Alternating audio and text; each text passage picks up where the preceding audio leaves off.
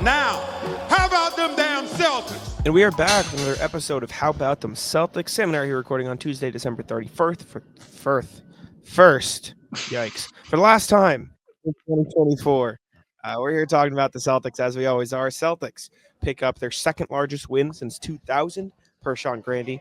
54-point blowout over the Toronto Raptors on Wednesday, 125-71 the final score. Celtics scored more points in the second half than the Raptors did in the game. By 9, by the way, so not close. Just complete domination. This version of the Raptors is, as the great Justin Turpin would say, butt ass. Butt ass game of the year right here. Just an all. I mean, it was really fun to see them just have an avalanche in the second half. But like, I stayed home today, and I was like, man, was that a sharp play in the first half? I was just like, this is. I mean, the two teams combined to score the lowest point total between two teams in one half this year. In the first half, the Celtics played pretty good defense in this game, but the Raptors also proved to be very much butt ass, and that helped the Celtics just pull away. It was a very good get right game for the Celtics. In fairness, like, they still had to go out there and be aggressive. It was nice to have Jrue Holiday back in the lineup. I'm sure we'll talk about him. But overall, anytime you're winning a game by 50, I don't think there's a whole lot to shake your fist at. Tough day for I think me. it's pretty good. Yeah, I think 50 is a pretty good bar to set. It's weird because you call it a get right game, and it absolutely was. I have no interest in disagreeing with that comment because it's correct. But it's like it was a get right game that was one game after a get right game because they lost to the Sixers in a rough loss. Then they won by 37, and then they lost to the Pacers in a rough loss, and then they won them by 54. So, like, as much as it was a get right game, it's not like they. I don't know. It's weird because of that. Regardless, just a complete and utter blowout for the Celtics, who started off this game ice cold, could not make a shot, awful cold, sort of like the Raptors, who just didn't really find the good part of that stretch. They But they turned it they around. never got uncold. Yeah, they turned it around. I mean, Joe Mazzulla talked about it before the game. If you tuned into pregame or are on Twitter at all, you would have seen it. Had an interaction with Noah about like why people can say, "Oh, bad shooting is just a slump, but bad defense is always an effort problem." Stuff like that, and you kind of saw it a little bit in this game. And you saw a lot of the process over results thing, which I asked about post game, which I'll probably write about tomorrow. I don't think I'll have time tonight, but it'll be out at some point in the new year, which is a weird bar to set. They missed a lot of threes and a lot of shots to open this game, but they got all of the looks were good. I wrote it in my 3 studs, 3 duds article. They started off very cold, but not because the Raptors were playing good defense. It's because they just couldn't hit a shot. The Raptors' defense was just bad the whole game, and the Celtics just finally made the shots that they were getting. So it's part of the you have to trust the offense you're playing, regardless of if the shots goes in. Because I mean, even the best players in the league shoot 55%. So that means you're just gonna miss almost half the shots you take, anyways. And when it's threes, it's even more. So you just have to trust the offense. And if there was ever a game to prove that even when shots are going in, you have to trust the way they play. It's this one because they missed their first 7 threes of the game. They went 0 of 7 from 3 to start this game and finished. I'm going to pull up the stats here. I don't know if you have the box score in front of you, but I need to pull it up quick so I can speak. They started Yeah, I've this got it. 0 of 7 from 3, and then they finished the game 22 of 36. Pretty good turnaround, and I don't think they changed the way they were playing. I think it's just the shots went in versus didn't go in. Zach Cox of the Herald asked about that after the game. He asked what changed, and he was like, "Was it just that the shots goes in?" And Joe goes, "Yes, the shots just went in," and that was his full answer to the question. So this is my point is, if you ever want an example of why Joe Mazzulla always has process over results, this game, this is it. This is the one. Watch this game. Yeah, I mean, look, the Celtics almost always create good looks. I think the Christmas game against Philly is an exception. The first half of that fourth quarter, when they really lost the game, it was because partially because they weren't able to do much of that. Everything was difficult that they got on offense. And that's when they're at their worst, is when you feel like they're really having to press to get the ball up.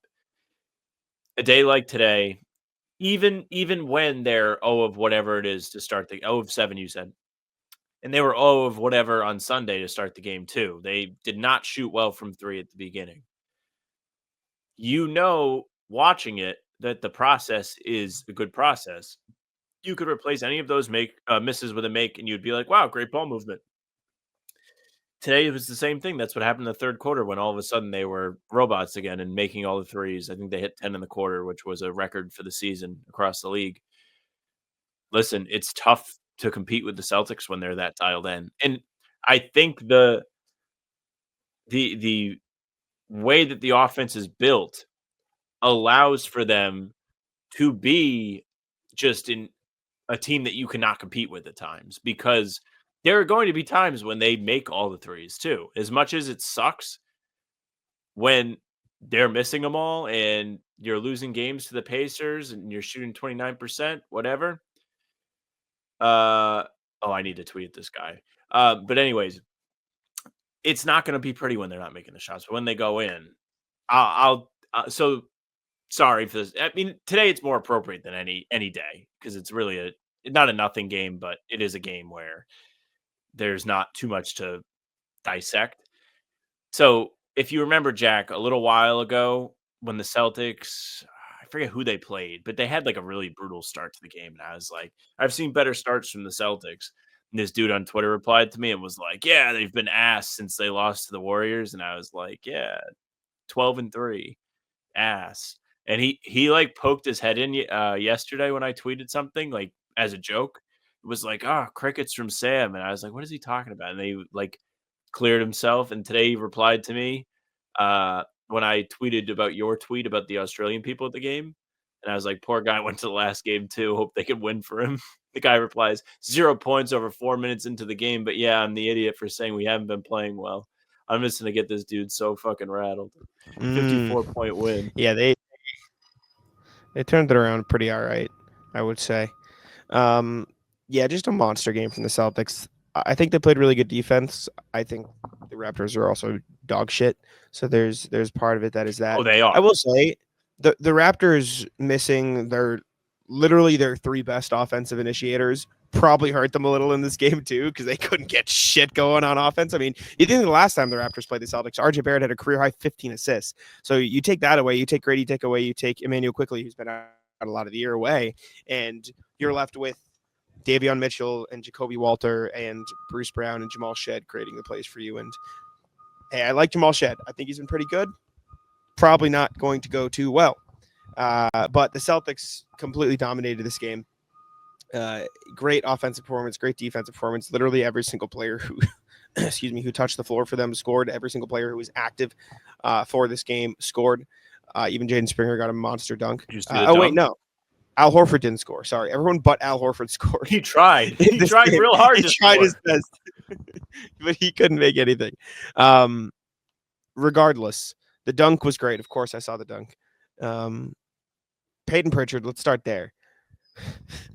I was just sitting down here laughing, man. I was just laughing as he completely cooked the Raptors. He could do whatever the fuck he wanted in this game. He was dribbling in and stepping back for three. He was catching and shooting from 3 feet behind the line. He was catching and shooting normal threes. He was getting inside for turnaround middies. He was finishing at the rim. He's like, this dude is so fucking good. And the Raptors didn't have an answer. The best part about his game today was that when he was like probably the most on fire, they really needed it. He comes in the game like when they were really like when the dude was tweeting at me like, how can you say this team is any good, or whatever he said. They needed the spark that he gave them off the bench. The Celtics had nothing going early. Like, to that guy's credit, to the haters' credit, he was right. They were over $1 billion from three to start this game, and Pritchard comes in and does exactly what a six man is supposed to do, gives his team a boost. And then you also have to credit Derrick. Derrick was incredible at the beginning of this game, shooting the three too. He didn't miss a three in this game, only took 3 of them. But Pritchard just is maybe the most exciting guy on the team to watch when he's hot. I think we had this discussion after Jalen had 37 the other day. It was like, who's more fun to watch, him or Tatum when they're on fire? And I think everyone was like Jalen. Pritchard's probably more fun than the both of them because he's going to do some crazy step back, dribble, 3-pointer from forever away. He made the one from pretty much the announce table today. Guy's just unconscious. It's good to see he's back because I was worried the Linsanity run might have been over. Nah, he's too good. I Or at don't think least there's like anything curved insanity. for a minute. I suppose I don't think there's anything insanity about Payton Pritchard. This dude is next level. He's incredible. And like I said, the Raptors were just they're like, oh well, I guess he's gonna do that. I don't. They really couldn't do I anything mean, about it. the Raptors look like a team that has lost 10 games in a row coming into today. It was Yes. once the Celtics started to build a lead, it was clear that they knew that they were not going to come back. There was no faith. There was one play that stuck out to me. Scotty Barnes is cutting baseline. They throw him a bounce pass. It hits his hand.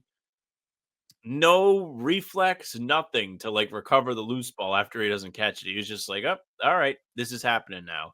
And from that point on, I was like, "Wow, like this is the difference between like the Celtics, who when they go down double digits, you kind of even though like I'll turn to you guys and be like, I feel like this one's over. I don't feel like it's over in the sense that they won't try and come back. It's just I don't know if they'll be able to accomplish it. You know that they're going to fight. Toronto, no fight in this Raptors team. I felt bad for them. Yeah, they couldn't do anything. They were cooked. You mentioned Derrick White. We can go to Derrick White. This dude is one of the best shot blockers in the NBA. It is insane to watch. I wrote about it earlier this month. If you want to check that out, go to Houdini and just or search Derrick White blocks hard Houdini or whatever. It's baffling to me that players continue to challenge Derrick White at the rim as if he is any other 6'5" guard. Like they'll see him in front of them and they're like, oh yeah, let me just go up for this shot. And then they're like, oh wait, this guy's going to block the shit out of me. And then it's too late. He had 4 in this game. He had 400 regular season blocks. That's the mark he passed today. Also made a bunch of threes and was great, like creating for himself in the lane and scoring. But like, man, it's fun to watch this guy block shots. Yeah, it reminds me of like when Marcus was here and the big guy would try and post him up and they would almost never succeed just because they're like, oh yeah, small guard, have to go up on him in the paint. Derek was dialed in today. He had one early in the game, and I feel like that just gave him some confidence. I don't know when the last time we had a monster Derek White block game was. Sure, it wasn't that long ago, but nothing in comparison to today, where literally putting up like defensive player of the year center numbers. If a center has 4 blocks in a game, it's a big deal. Never mind when you're only 6'5", 6'6". Like, and not to mention Derek's not like a big muscular jack dude either. He's just doing it off of like timing. He's not out strengthening people. I'm sure he's stronger than he looks, but nonetheless, very impressive for him to hang with the big guys, hang with whoever's on the drive, and continue the elite shot blocking. 13. Sorry, I'm counting. So he's had 17 blocks in his last 12 games. Pretty good. Pretty cool. Also, I mentioned this is a good game if you want to learn about process versus results and the Celtics' willingness to stick to it. This was also a good game to contextualize how important Jrue Holiday is to the Celtics defense, because you've seen what's happened. Yes, the 3 celebration. You've seen what happened in the Pacers game and the Sixers game. Obviously, they had the good defensive performance against Pacers as well. But, I mean, it's just so clear how much different this defense operates with Jrue Holiday. Joe Mazzulla talked about it a little after the game. Like, they can go to so many more different defensive looks. Jrue Holiday has the freedom to roam as sort of like a free safety, and that gives him some more advantages. Like, just having a glue guy and a leader who probably one of the best defensive leaders in the NBA, let alone just on this team, just gives such an important boost for the Celtics on the defensive end. And you really saw that in this game, even with as much of it as was just, the Raptors stink. Yeah, they've missed him.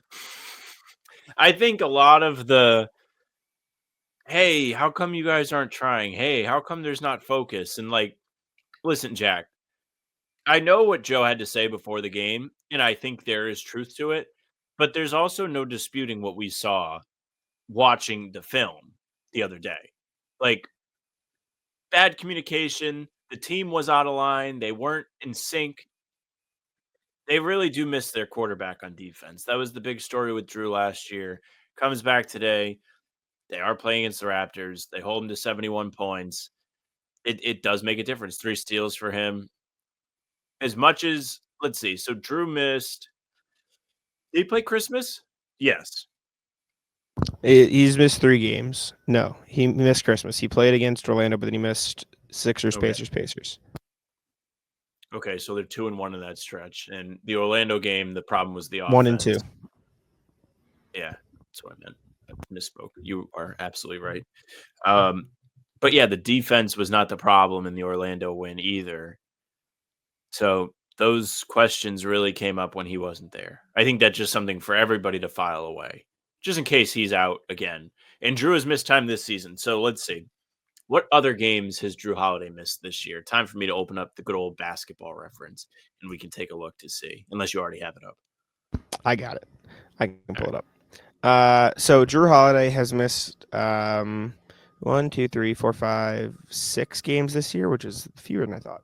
He missed the first game they played against Toronto, which was the one that the Raptors took them to overtime, which they did struggle to stop certain guys, one of them being RJ Barrett, which having an extra point of attack defender would have helped in. And Joe Mazzulla said that in the postgame as well, having another guy to be aggressive and make life hard for opposing ball handlers. Obviously, he missed the Pacers back-to-back. That was recent and Christmas Day, 2 of which were defensive issues. And then he missed Miami and Detroit at the start of this month. So Miami, they won by 19 and allowed 89 points in the next game. They did allow 120 points to the Pistons. So Pistons are no joke. Pretty rough defensive game. So there is a direct correlation between Jrue Holiday in, good defense, Jrue Holiday out. Maybe not. It's good to have Jrue back. I really enjoy watching him play. I think he's been a fantastic addition to the Celtics over the past year. I think he is a great leader on this team and does so much for them. I'm also a massive fan of the 3-point celebration, if you don't know. I don't know what it means. I don't know why he does that, but I think it's fire. It's fun. I'm a fan as well. Tatum had a pretty bad shooting first half, as did the rest of the team. But in the third quarter, Tatum was like, all right, fuck you guys. You're the Raptors. I'm just going to do whatever the hell I want. And RJ was under fire in the first floor Discord because he was like not pleased with Tatum. I didn't read all of it. I went in there to like troll, and like I literally like stepped into an active battlefield to like shitpost the first floor Discord. And RJ was under fire because the guy was like, "You're always hating on Tatum or whatever," and it's like, oh, watching the first half, it was like, yeah, maybe. He took a lot of the watch this threes, it felt like, or at least quick ones in the first half, but they went in the second half. You look at the box score, you would have had no clue that he was ice cold for half of this game. Yeah, he turned it around. Like I said, big third quarter, which is great. Jaylen Brown was solid in this game. It was relatively quiet just because Jrue, Payton, and Derrick sort of carried the load a little bit. But Jaylen Brown was good. No issues. Did they say anything about his shoulder? Quiet by nature. Nobody asked, I don't think. He didn't talk, and nobody asked Joe. Nobody asked Joe. Okay. No, Probably we got. Yeah, no, he wouldn't have said anything. We got Derrick, Jrue, and Payton, and Derrick was the only one at the podium. The other two were in the locker room, so it was a light day for. Yeah, I was like, wow, Jack, we're quick. Yes. Going to the bench, we talked about Pritchard. It was really good to see Sam Hauser make some threes in this game. He shot the ball well in the Pacers loss as well, but the threes he was making in this one were like, oh shit, that's a Sam Hauser three. So it was good to see him get some. Yeah, what? Shut the fuck up. It was good to see him get his legs under him. He did make that crazy one in the corner, though. They cleared that whole side for him to do a 2K fadeaway in the corner where you just sprint to the sideline and do a fade, and he hit it, didn't hit the rim. Straight through, crowd got up on its feet. It would be great if he was back. Indeed, they've missed the reliability of what he gave them last year. I think it's partially been part of the cold stretch because they haven't had either a reliable scoring punch off the bench when he's not playing, or 2, a reliable wing defender off the bench when he is playing. Today, it didn't really matter because Toronto is Toronto, but going forward, something to monitor whether or not that defense picks up, if he's continuing to fail when he gets targeted, those kind of things. But very, very good bounce back game for him. I guess doesn't even have to be that because he made threes, but Yeah, no, for sure. Outside of that, Luke was fine in his minutes. Nimi was fine in his minutes. Nimi had a crazy block in this game, which was fun to see. Springer had a super cool dunk. Yes. X made a shot. I'm like just going through the bench, guys. Drew Peterson was solid. Do you want me to pull it up? Sure. One second. Pull up the Make my dunk. life hard. You fucking merchant. I'll do Make it if you want. Difficult. No, I've got it already. Shut the fuck up. If you wanted to, you would. I would like if he wanted to, he would. I figured you were there. Here's the dunk. Here's the dunk. We're gonna get clapped. That's all right though. Yeah, big boy dunk for Springer. Bang. Yes. Headbutted the ball after too. Sneaky good Jordan Walsh game again. Career as high. well. On top of that, career high 10 points. I think he finished with. Yeah, he shot 4-6, 1-1 from 3, and the 3 was like he just pulled up instantly. And He almost had killed some the really guy. nice drives. Did he? He went for a huge dunk, missed it. But he Oh, went yes. for a big slam. Yes, It yes. was. Whew. Yes. They're doing And fireworks. then Jack. I don't know if you can hear it, but I can't. That they sucks, they have emerged for the New Year's celebration. gross. I hate fireworks. Jordan Walsh had some nice drives to the basket too. He was like weaving through traffic and finishing at the rim really well. So credit to him there. Just good overall win. I mean, these guys fucking smacked the Raptors. Drew Peterson looked good too. Had some nice plays. That's all I got. You got anything else? Nope. They did what they were supposed to do well- today. If they lost, it would be a big deal. No big deal since they won. Shout out to my man Jimmy J. Shout out. 54 points is insane though. 54 I appreciate y'all for points is tuning in. something. Make sure to leave a like, subscribe to How About Them Celtics here, Spotify, Apple, all that stuff, and all that. Sam, wrap it up. Yep. Thank you very much for listening and watching. Make sure you subscribe, leave a like, comment, tell us what you thought of the blowout win over Toronto. You can hit the bell because we're here every single day. Full pods drop Tuesday, Thursday, Sunday. Game recaps are up the morning after each game. And other videos like this one, not this one, this is a game recap, but other videos are on the channel in between to keep you up to date with all things Celtics. You can find us on Spotify and Apple too. All pods and recaps are up there for you. So if you follow, they go right to your feed. Leave a 5-star review. We'd appreciate that very much. Helps us reach more and more people. You can find us via email, hbtcpod@gmail.com. We read your emails every single time we record a pod. That is hbtcpod@gmail.com. You know you got something to say today. Socials are at How About Them C's, Twitter, Instagram, TikTok, Facebook's the name of the podcast. All streams are there. They're on YouTube. They're on Twitter. Jack's Twitter is Jack Simone NBA. Mine is at Sam LaFrance NBA. That's it for us.